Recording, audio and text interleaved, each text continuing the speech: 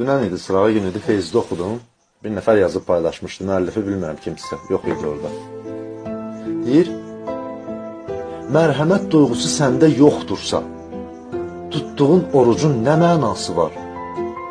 Süfrəndə yoxsula yerin yoxdursa, bir ay ac qalmağın nə mənası var? Tərəzin çəkidə əyri çəkirsə, dilin zəhər kimi qəlb incidirsə, əlin rüşvət alıb rüşvət verirsə, qıldığın namazın nə mənası var? Yalandan and içib alver edənlər, arvaddan xəbərsiz əyri gedənlər, haqsızdan pul alıb haqlı edənlər, o həccə getməyin nə mənası var?